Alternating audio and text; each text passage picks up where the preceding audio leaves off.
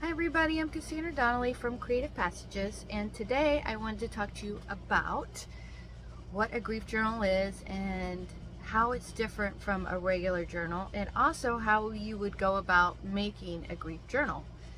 Of course, it looks very similar to other types of journals, and of course the obvious is that we're going to use it to work through our grief. And I'm going to be doing a whole bunch of different YouTube videos on what is required, to make the grief journal. But I thought I'd give an overview about what is the grief journal. You may be wondering, well, how do we go about making it, and how is that different than a regular journal? So what I'm calling a grief journal, what I made for myself, and also I led a workshop where other people made a grief journal. Looks something like this. Okay, and also I'm making another one for my trauma. It looks something like this. I'm just getting started on it. So we're wondering, what exactly is it, and how can it be helpful for working through your grief? Well, I've already explained how it can be helpful in one video, so I'm not going to say too much about that here. But the basic parts of a grief journal are that you have a front cover, a back cover, some rings, binder rings. That's the type of journal we're going to be making. Chapters. Okay. Let me find a good chapter here.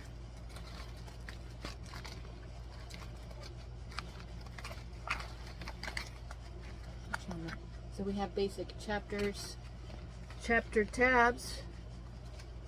Let me see, that's not a chapter tab.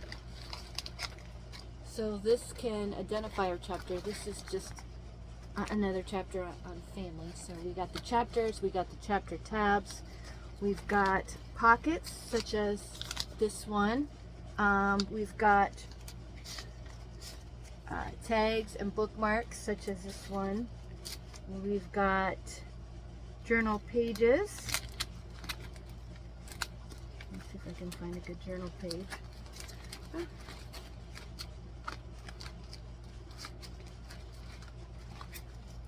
Such as here. And we've got journal cards. Let me find a good journal card. Such as here. This is not my best example, but it's a journal card, something you can write on to express your feelings. And I'll find you another journal card. There's another journal card.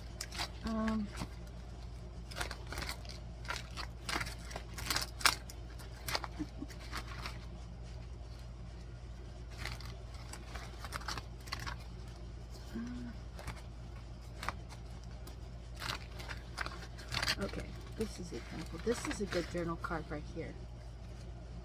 Okay, I can write right here and express my feelings, and then we got more pockets. We've got all kinds of pockets, and we can have then journal artwork, which helps us work through our feelings. So find a good one. Well, this in itself is some art with a little pocket, and then you can like write on those, journal cards to get out your emotions. Find another journal art. Well, here's another journal card that helps you, express your feelings. And notice I've got a photo. So your journal, the grief journal, can include photos, and I'm going to be explaining more about how to do that. Here's some journal art that you can include. This art was more involved. So you've got all those basic components, and then of course you've got the decorations, the lace and the embellishments and the ephemera that you can use. But it's a place where you can make art about your feelings and about your grief. You can incorporate other art that you made. You can incorporate old artwork that you did. You can scan it or take a photo of it and then print it out, and then print it so that it can fit in your journal, and then you can decorate, you know, with those photos. But ultimately, the purpose is to create a safe, inviting place for you to work through your grief, your loss, your trauma, your feelings, so that you can then close your journal and put it away, and then you can attend to the rest of your life without being as distracted or as consumed with your grief as you would have been. It helps you process those emotions so that you can work closer to closure. You may or may not, you know, come to closure by the time you finish your grief journal, but you're going to be that much closer, depending on the type of grief or the type of trauma you're going through. You know, it's not always a quick, easy fix, but this is going to give you power and control over the process a little bit more, so that you're not overwhelmed, so that you then have more energy and more clarity to put towards the rest of your life. So that's the main reason. If you've gone through, you know, a lot of loss and a lot of trauma like I have, you might end up spending a lifetime, you know, working through your grief and your trauma. But you can still have unresolved grief and still go on to live a perfectly normal, functional life. And that's what we want to do, is get you to that place where you're able to, you know, function and experience joy in your life, so that your grief is not front and center like all the time. Rather, you just take moments to work on your grief in sort of a structured, maybe compartmentalized way, so that you can experience and enjoy your life, you know, the rest of the time. So like I said in another video, maybe once a week, maybe every night, you're taking the time to attend to the things that are causing you loss. And it may even surprise you as you're going about this. So I recommend chapters for each loss that you've experienced. Obviously, the losing a loved one is very apparent that you would want to include, you know, loss of a loved one in your grief journal. Also, there's other types of losses like divorce, and maybe seeing a loved one that their health is deteriorating or their mental capacity is deteriorating, or maybe you're dealing with the fact that you're getting older, or you're losing ability that you once had, or you've already lost it.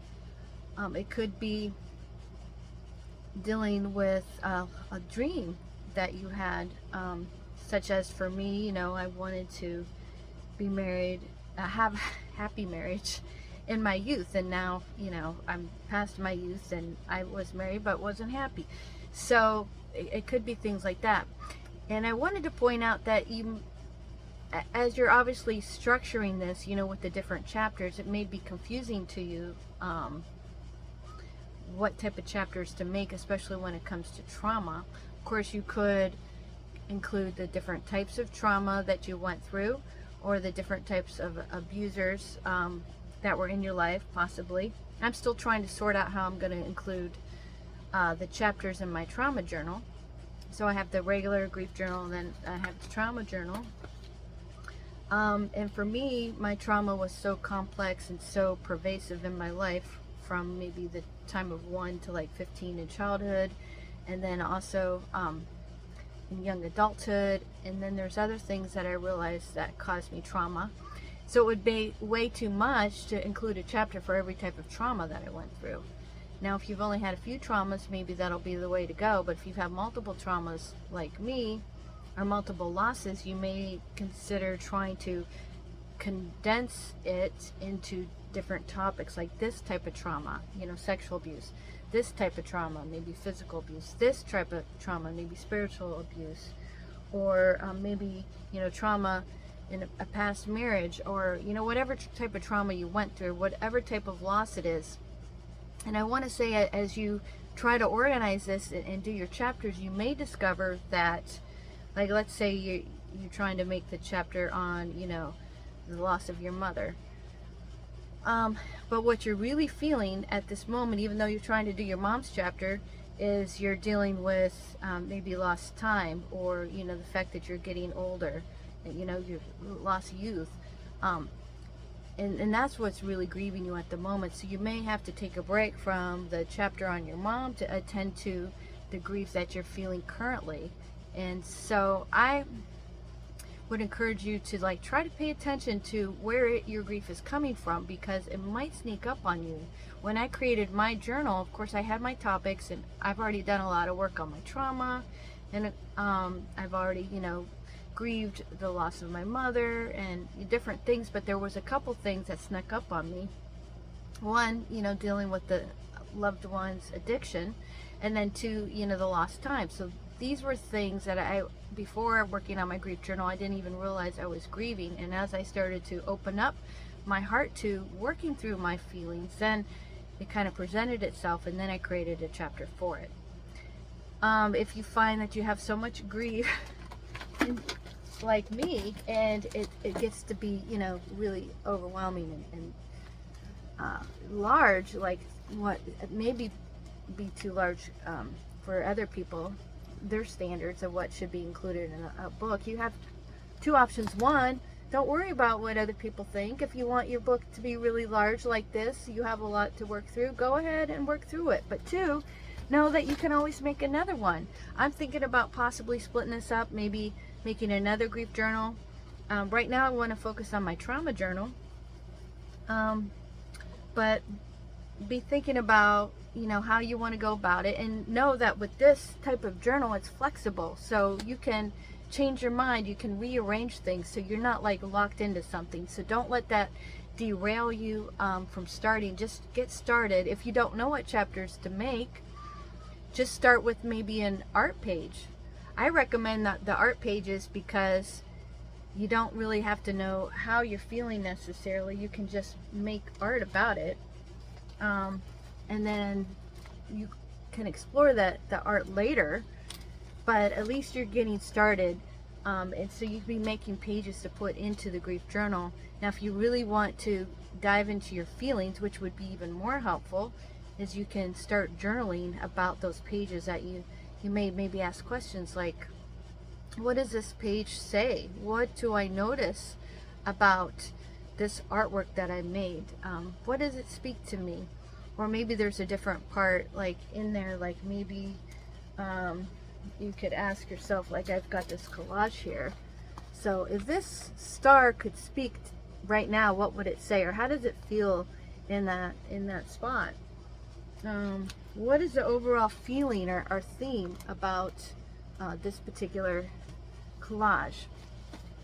So I also want to say that it's fun to make these, and it's also very time consuming. You can spend so much time just decorating it, making it safe and inviting. We want to do that, but be sure that you don't neglect to actually attend to your feelings, because if you spend all your time just decorating and making it really inviting, but you never get to the work of your feelings, you won't really work through your feelings. You've got to actually make some art about it. You got to write about it in order to work through your feelings. Like I said, you can incorporate photos, and you can make this sort of like a scrapbooking journal. Or you can also make it like a junk journal, an art journal. I kind of like to combine all of those together. You can write poetry, and you can even make a place for recovery.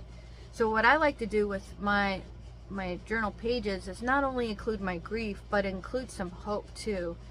I think to make little bookmarks that encourage you, such as this one, like don't give up, that's going to help you as you're working through your feelings. Making that a little encouragement is just going to remind you that yes, I'm hurting, I'm going through some hard things, but there's always hope. Things can get better. You know, God loves me, He's attending to me, He cares about all those little details of my life, and things are going to get better. So these different videos that I'm going to make a different video for each component of this. Like I'm going to make a video for the how do you make the chapters. I'm going to make a video about the pockets and the journal cards and the tags, and journal pages, but I wanted to just give you an overview of what this grief journal is and how you can utilize it in a way that would most benefit you.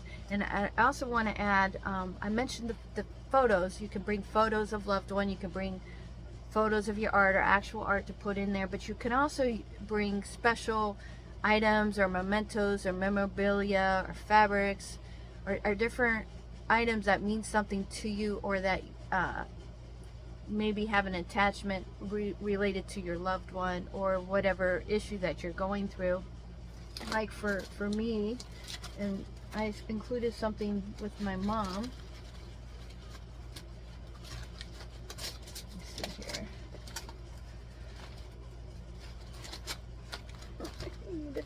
I've got my chapter tabs. I need to start using it. Okay, so like with my mom, I've got part of an artwork I made her, but I've also got a bookmark that she made me, and then I've also got different materials actually in my grief journal that I use that my mom actually gave me. So it could be things like that you incorporate in your journal to just bring comfort to you. And you could be thinking about, like, if you're dealing with the grief of a loved one, maybe what colors remind you of this loved one.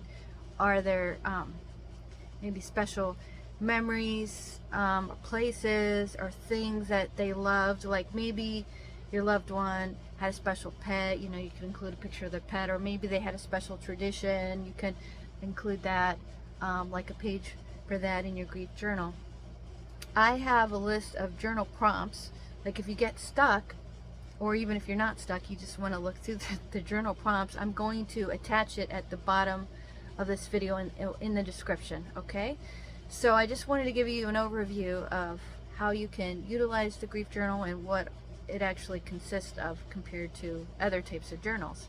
All right, I hope this helps you, and thank you for taking the time to listen to me, and be patient with me as I try to put this together. I work full-time. I'm also a minister, and I do my workshops once a month, and then I have a blog, and then I have this YouTube channel, and then plus a family that lives with me that I take care of.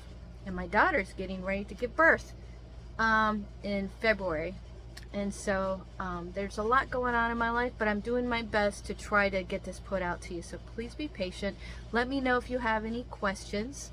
You feel free to, you know, make a comment with your questions or feedback. I'd love to get some feedback. I'm not getting a whole lot, but I'm pretty new to this, but please let me know what you think, and ask those questions if you have them. So be blessed, everybody. Bye. Don't forget to like and subscribe.